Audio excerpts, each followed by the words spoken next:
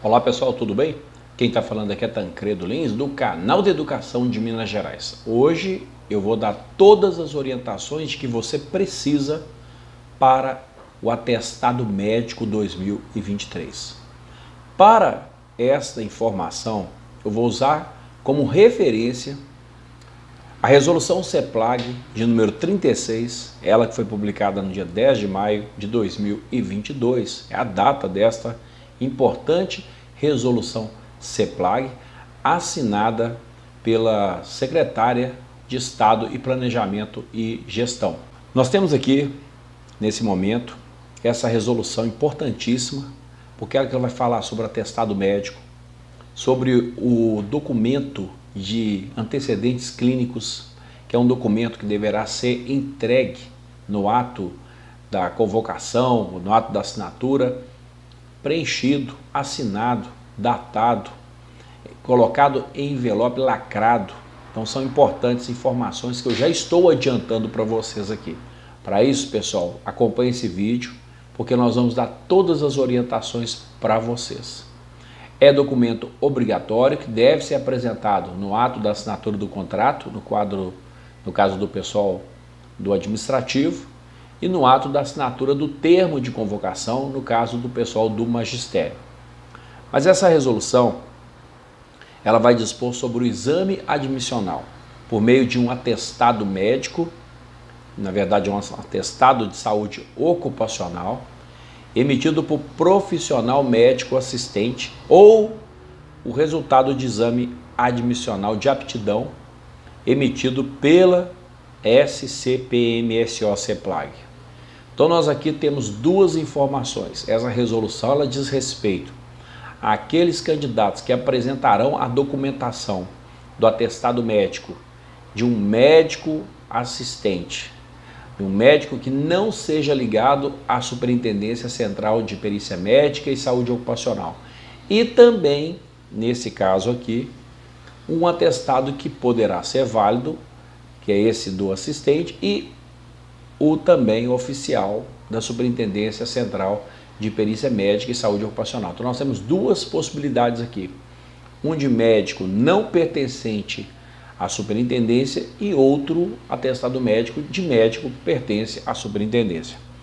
Vamos passar aqui, porque nós temos algumas considerações importantes do porquê de ser permitido aos candidatos utilizar-se do médico assistente e também de médico do corpo pericial. Mas basicamente a liberação para o médico assistente, ou seja, toda vez que eu falar médico assistente, que estou me referindo a um médico que não seja pertencente à Superintendência Central de Perícia Médica e Saúde Ocupacional. Esse médico aí que você vai para tirar o atestado médico regular aí, tá bom, pessoal? Mas presta atenção nessas informações. Por que se considerou essa possibilidade? Primeiro, em função da redução de capacidade do RH, lá na Superintendência Central de Perícia Médica.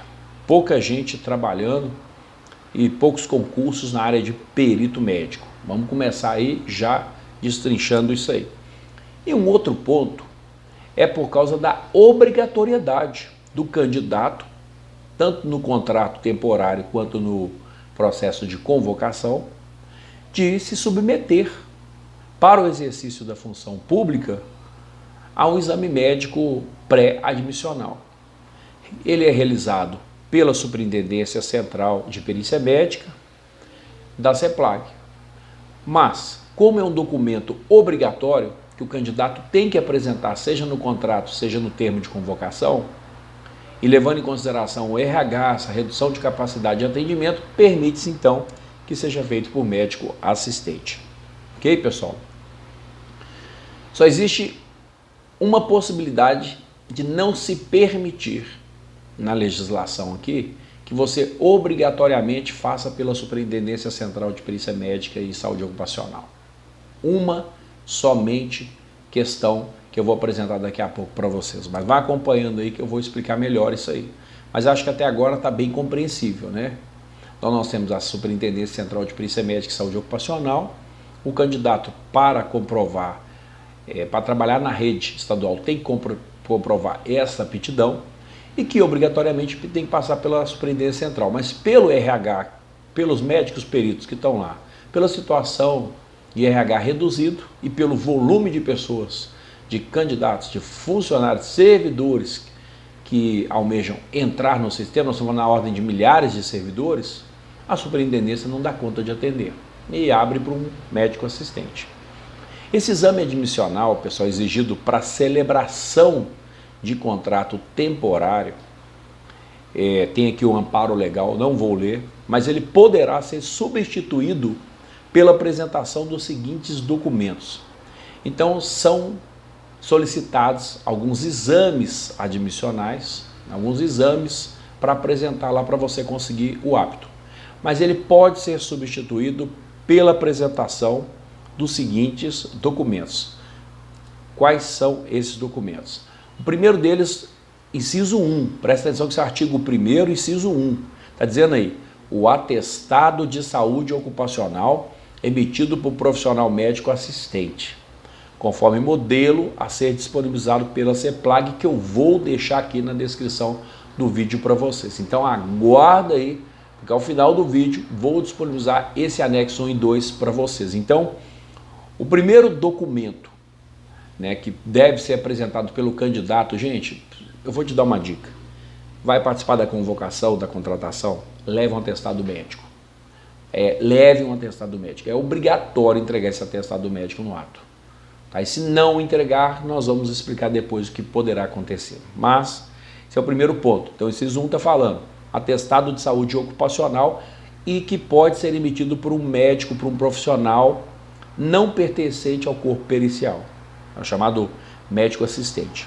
E o 2 é o questionário de antecedentes clínicos, conforme modelo que eu vou também passar para vocês. Tancredo, que questionário de antecedentes clínicos é esse? É um documento que pergunta tudo sobre a sua saúde. Vai perguntar se você tem pressão alta, se você toma remédio controlado. Tá certo, pessoal? Então são muitas perguntas que são feitas para você, mas que devem ser guardadas por causa do sigilo médico num documento, presta atenção, pessoal, lacrado. Tá, pessoal? Tem que estar lacrado esse documento. Esse documento, o questionário de antecedentes clínicos, não precisa ser assinado por médico. Basta você imprimir esse documento, preencher e colocar este documento num papel envelope pardo lacrado. Tem gente que fala assim, eu vou colar, eu vou grampear. Eu sugiro grampear por uma razão muito simples.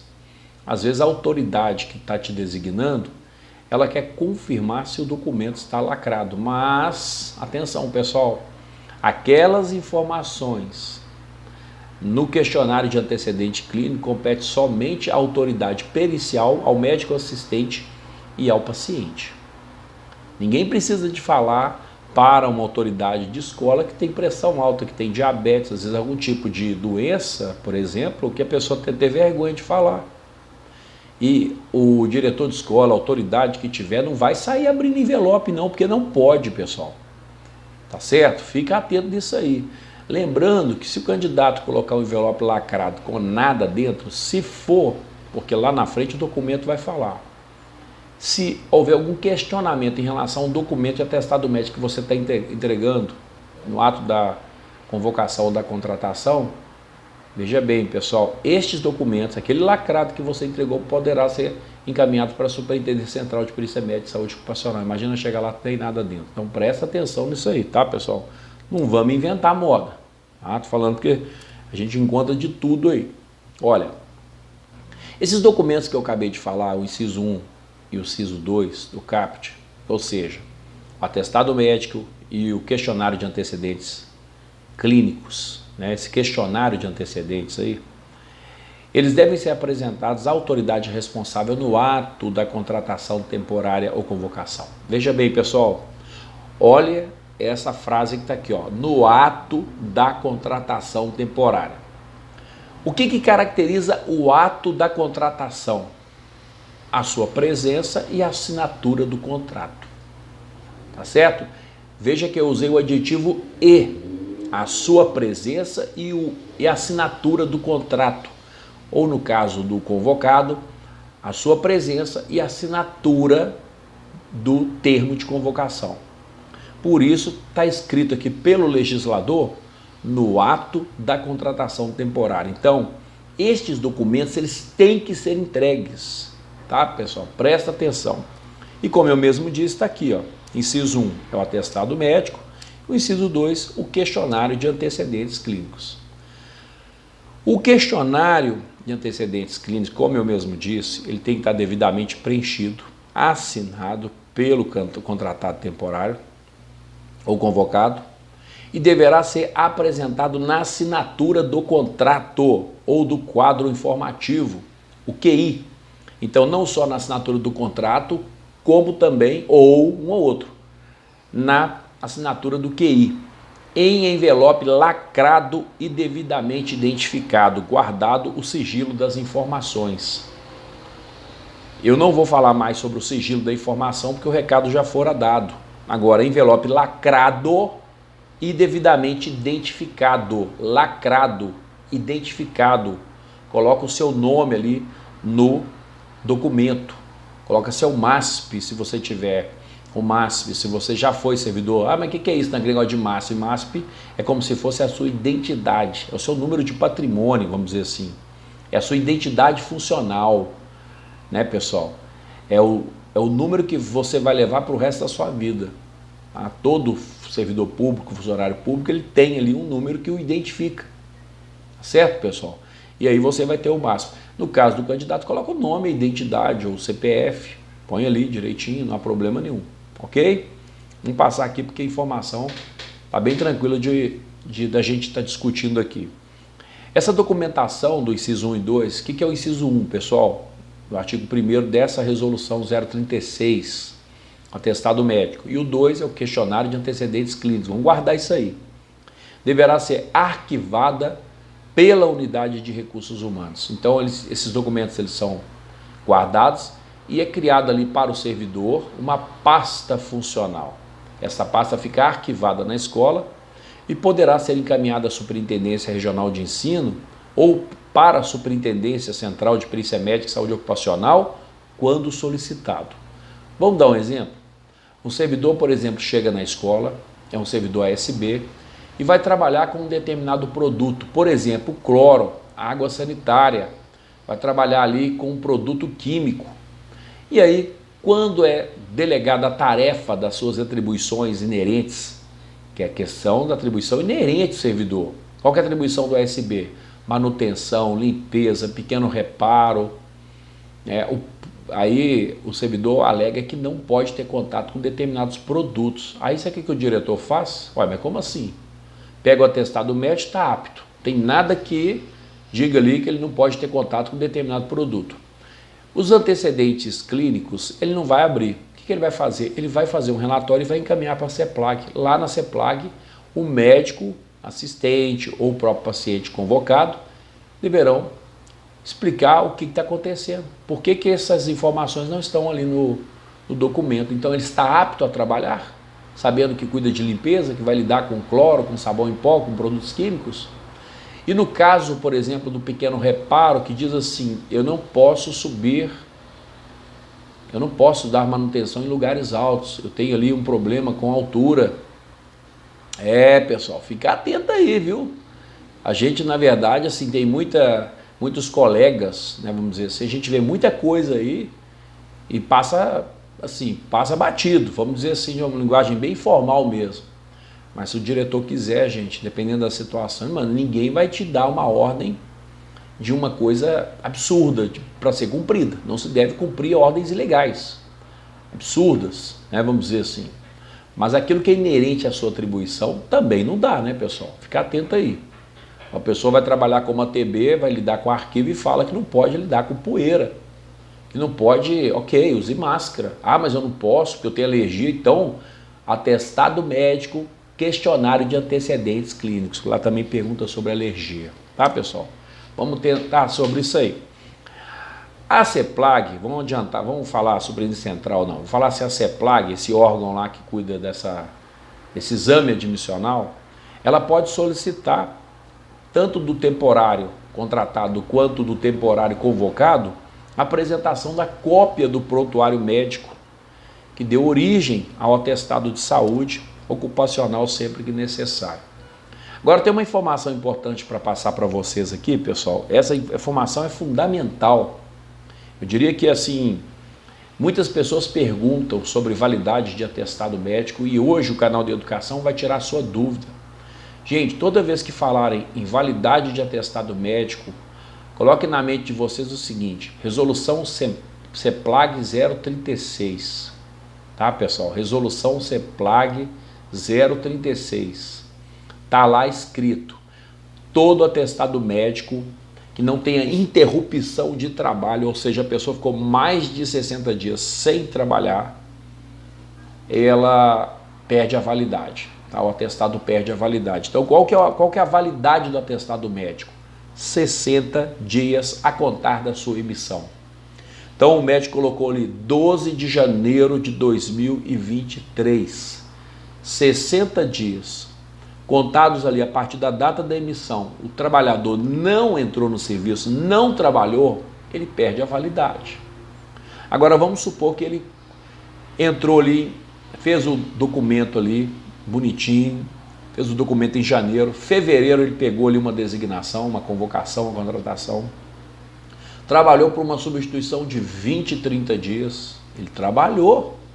Então esse atestado médico, ele é contado não a partir da data, pessoal, da sua emissão, mas a partir, veja bem, pessoal, da data do término do seu contrato.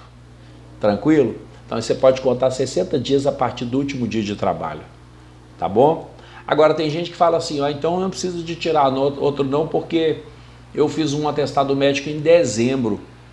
Mas você vai concorrer em 2020, no ano subsequente, sugestão do canal de educação, apesar de estar aqui a validade de 60 dias, sugestão do canal de educação, faça um atestado médico do ano em curso, ok? Tranquilo, pessoal? Então entrou em outro ano, 2023, um novo atestado médico, tá? Muito bem. Tudo isso que eu estou falando em relação à obrigatoriedade de apresentar um atestado médico no ato da convocação ou da contratação, presta atenção nisso que eu vou falar, não vale para aquele trabalhador, veja bem, que tirou licença, veja bem, pessoal, um médico assistente, presta atenção nisso aí, não vale médico assistente, tá?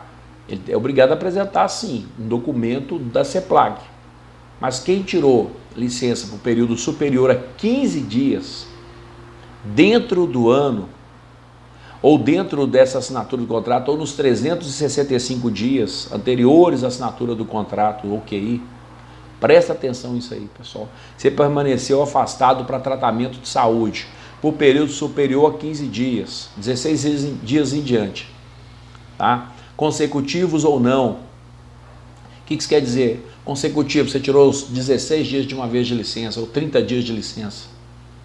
Ou não, você tirou 10 dias de licença, depois você tirou mais 5, depois você tirou mais 3.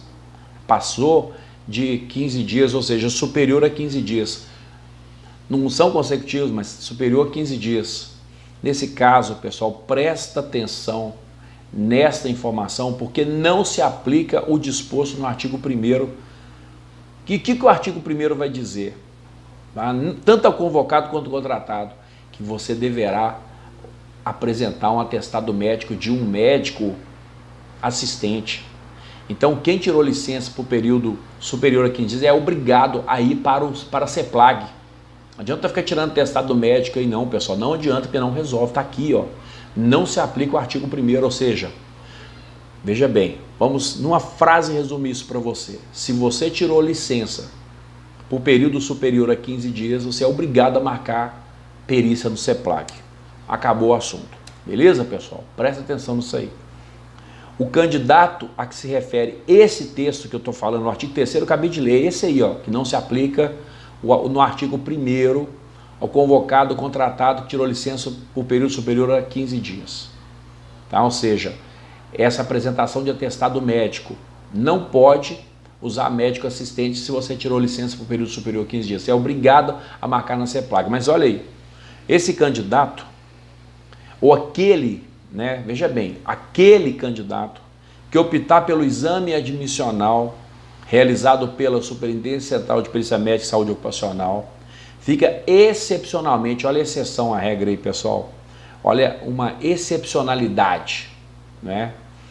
Autorizado a concorrer à vaga sem apresentação do resultado de aptidão emitido pela superintendência, desde que comprove a solicitação de agendamento da perícia médica nos termos da resolução CEPLAG 99 e da resolução CEPLAG 105. O que você vai fazer agora?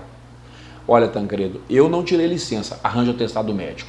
Beleza, pessoal? Tranquilo? Resolvido o problema, no seu caso.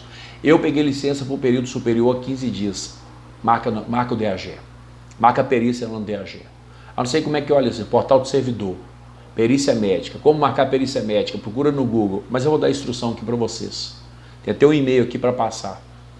Está aqui dentro dessa resolução CEPLAG 036. Presta atenção, acompanha o vídeo aí que eu vou explicar a vocês. Mas olha aqui. Então, o que está dizendo aqui? Que se o candidato também não quiser passar pelo médico assistente, não tem problema. Então, em tese, todos os candidatos podem até chegar lá sem o atestado médico. Está aqui dizendo o texto aqui, ó, o corpo do texto aqui, ó. Tá, pessoal? Presta atenção nisso aí. O candidato a que se refere o artigo 3º desta resolução, ou seja, aquele que afastou por mais de 15 dias, ou aquele que optar pelo exame admissional, realizado pela CEPLAG. Aí eu não quero ir no assistente, eu quero marcar no DAG. Então, em tese, todo mundo tem um prazo para chegar lá, no ato da contratação, mesmo a legislação dizendo que você tem que assinar no ato, tem que apresentar o atestado no ato, a legislação ela vai dizer para esses servidores que optarem pela CEPLAG, tá, pessoal? Eles têm que ter um comprovante de que essa solicitação de agendamento da perícia médica admissional aconteceu. Ou seja, de que você marcou lá no DAG, tá? Que você marcou essa perícia médica. Chega lá e comprova que você marcou. Só que a legislação, ela também vai dizer uma coisa, vai dizer o seguinte, ó, o candidato fica obrigado a apresentar o comprovante de solicitação de agendamento da perícia médica admissional para a função pleiteada junto à Superintendência Central de Perícia Médica no prazo de até 10 dias, contados da data da assinatura do contrato ou do QI. Então o que está dizendo aí para você? Que você tem um prazo de 10 dias, em tese você tem um prazo de 10 dias para apresentar, para provar para a autoridade que te designou que você marcou perícia lá no DAG. Isso acontece muitas vezes porque o DAG demora, pessoal, a agendar uma perícia exatamente por causa do RH. Então é importante você prestar atenção nisso aí. Mas atenção, contratado ou convocado, consequência, ele será desligado se não apresentar o comprovante de agendamento no prazo estabelecido. Se você não apresentar, e qual é o prazo? Está aqui, ó, 10 dias. Esse comprovante de agendamento você está desligado aí do sistema. E com uma observação, olha, no momento em que você pegar o resultado lá da perícia médica, você tem até 5 dias para entregar o resultado na escola. Então veja bem, você tem 10 dias para comprovar que você marcou no DAG, que você vai passar pela Superintendência Central de Perícia Médica e Saúde Ocupacional, tanto aquele servidor que tirou mais de 15 dias de licença, quanto aquele que optou por passar pela Superintendência Central de Perícia Médica e Saúde Ocupacional. E você tem 10 dias para apresentar esse comprovante de agendamento. Mas, contratado ou convocado será desligado se não apresentar o resultado de aptidão do exame admissional emitido pela Superintendência em até 5 dias, após a realização da perícia médica pré-admissional. Tá, pessoal? Sobre agendamento, rapidamente, tá? E os canais de atendimento são vários. Eu falei do portal do servidor, mas você pode também enviar a solicitação para o e-mail scpmso@planejamento.mg.gov.br, inserindo no assunto agendamento pré-admissional, devendo anexar um arquivo único em PDF, tá, pessoal? Vai mandar JPG, PD. Olha, gente, fica atento aí. PNG, né? Que é a extensão de imagem, é em PDF. Pede alguém para fazer se você não souber. É um arquivo único. Um único arquivo, mas tem que ter tudo. Tem que ter identidade, o termo de convocação, no caso de quadro de magistério, ou o QI, tá? Ou o contrato administrativo no pessoal do quadro de magistério. E mais um detalhe importante, esse inclusive eu já falei, o candidato que apresentou atestado de saúde ocupacional emitido por profissional médico assistente, esse que não é do DAG, ou resultado de exame admissional de aptidão emitido pelo DAG, pela superintendência, né? E que não tenha tido interrupção do vínculo por período superior a 60 dias, contados da data fim do período do contrato temporário, eu acabei de falar isso, ou da convocação imediatamente anterior, ficará dispensado de apresentar o novo atestado de saúde ocupacional e o exame médico pré-admissional quando se tratar de função da mesma natureza. Isso é importante falar, porque se você tira um atestado médico para participar da convocação de supervisor, é um atestado. Se você pega um atestado médico para professor, é outro atestado. Se você pega para TB, é um atestado. Se você pega para SB, é outro atestado, porque é na função, apto para exercer na função. Então, para cada função, presta atenção nessa situação. Ou melhor, do jeito aqui, ó, quando se tratar de função da mesma natureza. Então, professor, especialista, o ideal é pedir o médico para escrever apto física e mentalmente para atuar na função de auxiliar de serviço de educação básica, enfim. Mas tem um modelo aqui que eu vou deixar na descrição do vídeo para que vocês possam acompanhar. Se houver dúvida em relação à exatidão ou autenticidade do atestado médico, o diretor ou autoridade que estiver te convocando, ele pode pedir a realização de inspeção pericial para fins admissionais junto à Superintendência Central de Perícia Médica e Saúde Ocupacional. Presta atenção naquilo que eu falei agora há pouco. O candidato chega na escola, vai trabalhar assim no contrato, aí fala que já não aguenta mais trabalhar não sei aonde, aí não sabe trabalhar com determinadas coisas. Não saber é uma coisa, não trabalhar porque tem problemas de saúde, olha aí pessoal, qual é o problema que pode lhe causar aí. Presta atenção nisso aí para você não ter problema com isso aí, tá? Do resultado do exame admissional, caberá recurso ao diretor da superintendência. O recurso tem que ser interposto no prazo de 10 dias.